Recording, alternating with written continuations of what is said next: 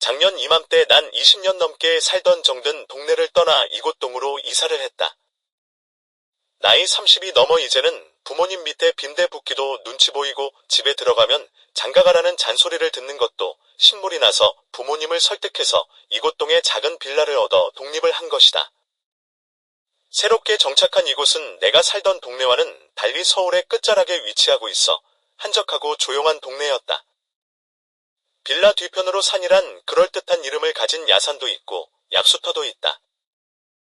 약수터로 오르는 길 양쪽으로 동네 사람들이 감자며 옥수수 등을 재배하는 작은 텃밭들이 많아 서울이라기보다는 꼭 시골에 온 느낌을 들게 하는 동네다.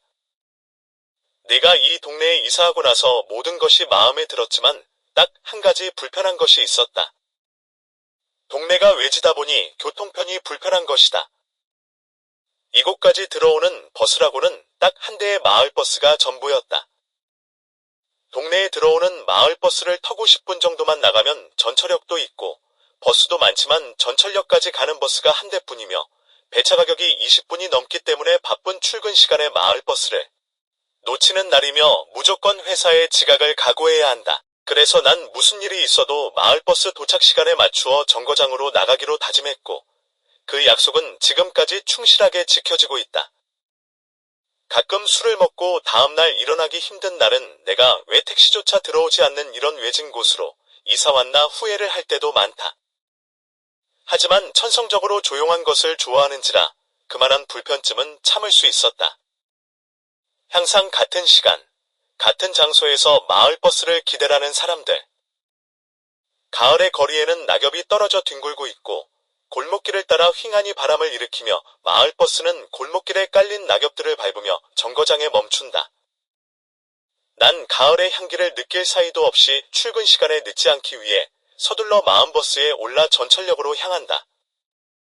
그러던 어느 날, 그날은 가을의 끝자락이라 바람이 심하게 부는 날이었다. 평소와 다름없이 마을버스 도착 시간에 맞추어 정거장에 도착한 나는 정거장에서 버스를 기다리는 한 여인을 보았다. 그날은 토요일이라 정거장에는 사람들이 많지 않았다. 그녀는 밤색 투피스에 바바리 코트를 입고 있었다. 내가 이곳에서 이사와서 매일 아침마다 정거장에서 보는 여인이다. 그녀도 회사원인지 항상 같은 시간에 마을버스를 탄다. 지금까지 항상 같은 시간에 같은 장소에서 보았지만 그날따라 그녀가 다르게 보였다. 그녀는 길 가다 마주쳐도 그냥 지나칠 정도로 평범한 여인이었다. 그녀와 한 달이 넘게 같은 마을버스를 타고 다니지만 서로 눈길조차 주지 않았던 사이다. 그런데 그날은 이상하게 그녀의 모습이 눈에 들어왔다. 그녀는 약간은 우수에 젖은 눈길로 떨어지는 낙엽을 바라보고 있었다. 난 그녀의 옆모습을 지켜보고 있었다. 그녀가 나의 시선을 느끼는지 날 바라본다. 난 무안해져서 주머니에서 담배를 꺼내 불을 붙었다. 내가 담배를 피우며 딴짓을 하자 그녀도 내게서 눈길을 돌려 다시금 낙엽을 바라보며 우수에 젖어 있었다. 그때 골목길을 달려오는 버스가 보인다. 난 몇 모금 빨지도 못한 담배를 던져버리고 버스에 오른다. 그날 이후에도 그녀는 항상 같은 시간, 같은 정소에서 만날 수 있었다. 하지만 항상 그렇던 것처럼 서로에게 눈길조차 주지 않았고 그냥 스쳐가는 사이로 지냈다. 나도 숫기가 없지만 그녀 또한 숫기가 없는 모양이다. 그리고 아침에 버스를 기다리는 사람은 우리뿐만 아니다. 동네가 외진 동네라 항상 같은 시간에, 같은 장소에서 만나는 사람들이 많다. 난 그날 이후 그녀를 관찰하는 버릇이 생겼다. 어떤 날은 청바지에 면티 차림, 어떤 날은 깔끔한 투피스 정장, 또 어떤 날은 원피스 정장에 멋을 부린 차림이다. 난 어느 날부터 정거장에 도착하면 하루하루 변하는 그녀의 옷차림을 관찰하는 버릇이 생긴 것이다. 나에게 그게 하루를 시작하는 낙이 되었다. 가을이 가고 겨울이 왔다. 내가 독립한 집은 산 밑에 있어서 비탈진 언덕길을 올라와야 도착할 수 있는 곳이다. 그날은 눈이 많이 왔다. 난 아침에 버스를 타기 위해 집을 나섰다. 문을 열고 밖으로 나온 순간 난 하얀 게 변한 세상을 보았다. 밤사이 폭설이 내린 건지 온 세상이 하얀 눈에 덮어 있었다. 기분이 묘하다. 옆구리가 허전하고 가슴이 찬바람이 들어왔다. 하얀 눈이 쌓인 골목길에 발자국을 찍어본다. 하아. 난 마음에도 없이 크게 웃어버리고 발걸음을 재촉한다.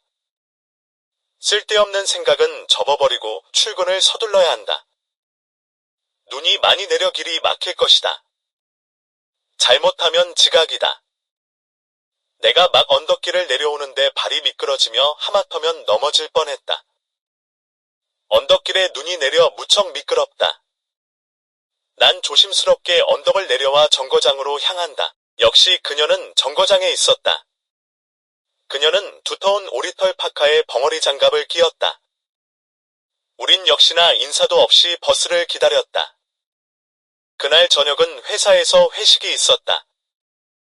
난 2차까지 마시다 3차를 가자는 동료들을 뿌리치고 집으로 향했다. 전철역에 도착해서 집으로 가는 버스 정거장으로 가보니 아침에 보았던 그녀가 있었다. 그녀는 버스 정거장에 있는 벤치에 앉아 고개를 숙이고 있었다. 조금 기다리니 버스가 도착했다. 난 버스에 올랐다. 그녀도 버스에 오른다. 난 의자에 앉아 그녀를 보았다. 그녀의 얼굴은 붉게 달라 올라 있었고 버스의 흔들림에 따라 그녀의 몸도 흔들렸다. 아무래도 그녀도 나처럼 술을 마신 모양이다. 버스가 목적지에 도착하자 문 쪽에 앉아있던 그녀가 먼저 버스에서 내리고 난 그녀를 따라 버스에서 내렸다. 그녀는 약간 비틀거리는 걸음걸이로 골목길로 걸어간다. 그녀와 아침이 아닌 저녁 시간에 만난 것은 이번이 처음이다. 난 서두르지 않고 그녀의 뒤를 따라 걸어갔다. 그녀가 걸어가는 방향은 우리 집에 가는 방향이다. 골목길은 미끄럽다.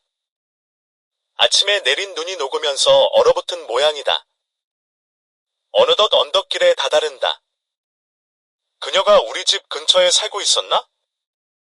특별히 관심이 없던 그녀이니라 지금까지 그녀가 우리 집 근처에 살고 있었다는 사실도 모르고 있었다. 언덕길을 오르던 그녀가 바닥에 쓰러진다. 아무래도 빙판길에 미끄러진 모양이다. 난 뒤에서 지켜만 보았다. 스스로 일어나겠지. 하지만 그녀는 쉽게 일어나지 못한다. 걱정이 되었다. 난 그녀에게 다가가 보았다. 괜찮아요. 아, 괜찮아요. 아. 그녀는 억지로 일어나려 하다가 다시 주저앉는다. 아무래도 안 되겠네요. 제가 부축해 드릴게요. 죄송해요. 부탁합니다. 난 그녀의 팔을 잡아 어깨에 걸치며 그녀를 부축해서 일어났다. 그녀도 힘들게 일어난다. 난 한 손으로 그녀의 허리를 잡고 길을 걸었다. 그녀는 내 어깨에 기대에 말없이 걷고 있었다. 집이 어디예요? 저기 빌라 302호예요. 그녀의 집은 내가 살고 있는 빌라와 조금밖에 떨어지지 빌라였다. 난 그녀를 부축하고 그녀의 빌라로 갔다. 빌라 입구에서 그녀는 내 어깨에 올려진 팔을 슬며시 빼낸다. 감사합니다. 이제 혼자 갈 수 있어요. 조심해서 올라가세요. 그녀는 손잡이를 잡고 계단을 올라갔다. 나도 돌아서서 집으로 돌아왔다.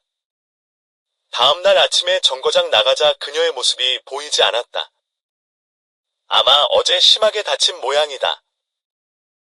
버스가 도착했다. 그녀는 끝내 정거장에 나타나지 않았다.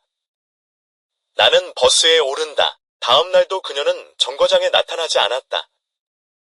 매일 보던 그녀가 보이지 않으니 마음 한쪽이 허전했다. 3일 후에 그녀가 다시 나타났다. 그녀는 내가 나타나도 쳐다보지도 않고 멍한 눈길로 하늘만 바라보고 있었다. 뭔지 모르겠지만 그녀의 모습이 무척이나 외롭게 보였다. 퇴근하고 친구놈들과 한잔 마시고 늦은 시간 집으로 향했다. 오랜만에 만난 친구들이라 술을 과하게 마신 모양이다. 난 비틀거리며 정거장으로 갔다. 그곳에 그녀가 있었다. 그녀는 정거장 표지판에 등을 기대고 길거리에 지나가는 차들을 멍한 눈길로 바라보고 있었다. 난 벤치에 앉아 그녀를 살펴보다가 버스가 도착하자 그녀를 따라 버스에 오른다. 동네에 도착하고 그녀가 먼저 내리고 나도 그녀를 따라 정거장에서 내렸다. 나도 술을 먹어 땅이 흔들리며 비틀거리는데 앞서가는 그녀도 비틀거리고 있었다. 그녀도 술을 많이 마신 모양이다. 난 그녀의 뒤를 따라갔다. 언덕이 나왔다. 언덕이 응달이라 햇빛이 들지 않아 아직 얼음이 늦지 않았던 모양이다. 앞서가던 그녀가 넘어진다. 난 재빨리 달려가 그녀를 부축했다. 괜찮아요. 또 당신이네요. 매번 미안해요. 일어나요. 집에 데려가 줄게요. 괜찮아요. 혼자 갈 수 있어요. 그녀가 거부해도 난 그녀의 팔을 잡아 일으켜 세우려 했다. 그녀는 기분 나쁜지 내 손을 뿌리친다. 그녀가 손을 뿌리치니 나도 중심이 무너지며 흔들렸고 그녀도 비틀거리더니 우린 같이 바닥에 쓰러졌다. 미안해요. 갑자기 뿌리치는 바람에 일어나요. 난 얼른 그녀의 몸에서 일어나 손을 내밀었다. 그녀는 복잡한 시선으로 날 보던 내 손을 잡고 일어났다. 집에까지 바라다 줄게요. 그녀는 말이 없었다. 난 그녀를 부축하고 그녀가 살고 있는 빌라로 갔다. 그녀는 빌라 입구에서 팔을 놓더니 고맙다는 한마디 말도 없이 계단을 올라가 버렸다. 난 기분이 상했지만 피식 웃어버리고 집으로 향했다. 난 집에서 옷을 갈아입고 밖으로 나와 언덕을 정리했다. 이젠 사람들이 안심하고 다닐 수 있을 것이다. 그녀도 넘어지는 일은 없을 것이다. 난 내가 왜 그런 수고를 하는지 모르겠다. 다음 날에 그녀의 모습을 볼 수 있었다. 투피스 정장에 바바리 코드를 입었다. 그녀는 날 보고도 눈길조차 주지 않는다. 나도 그녀를 외면했다. 그녀와 난 아무 사이도 아니지 않는가? 그날 이후 퇴근 시간에 그녀를 보기는 힘들었다.